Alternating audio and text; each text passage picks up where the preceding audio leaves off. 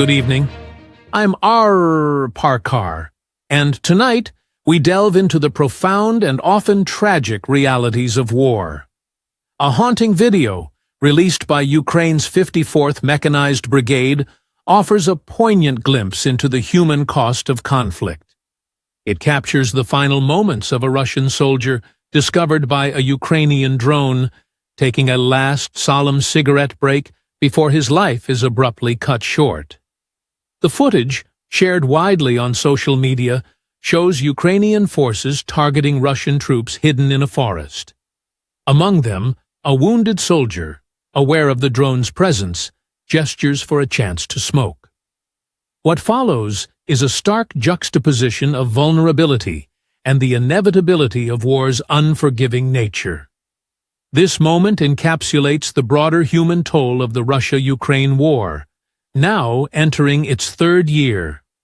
A conflict that began on February 24, 2022, has left deep scars, not just on the battlefield, but across the world. Let's explore its far-reaching impacts, the defining phases of the war, and what lies ahead. This war has been catastrophic in scope. Russia has reportedly lost 87% of its initial fighting force and two-thirds of its tank fleet. On the Ukrainian side, the cost is equally harrowing.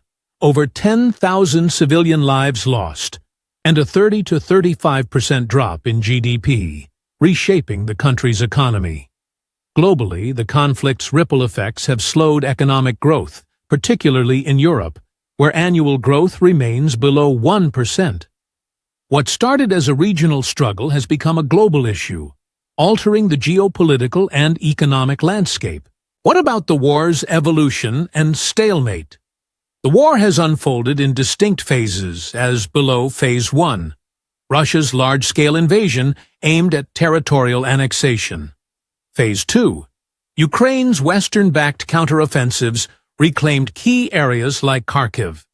Phase 3, challenges emerged in Ukraine's second counteroffensive, marked by delays and strengthened Russian defenses. Phase 4, a current stalemate, with Russia preparing for prolonged conflict and Ukraine entrenched in a war of attrition. Both nations are employing a mix of traditional and modern tactics, from trench warfare to drone strikes. Domestic politics have also played a role, with Ukrainian President Zelensky facing scrutiny over centralized decisions, while Russian President Putin solidifies his power and maintains domestic support. The international response remains critical. NATO and EU allies have stepped up sanctions and aid, but questions persist about the sustainability of their support.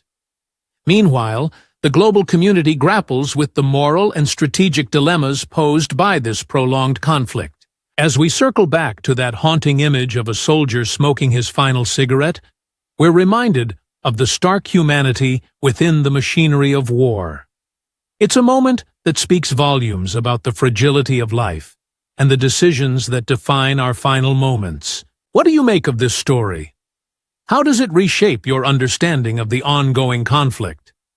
These are questions worth pondering as we continue to witness this defining chapter in modern history.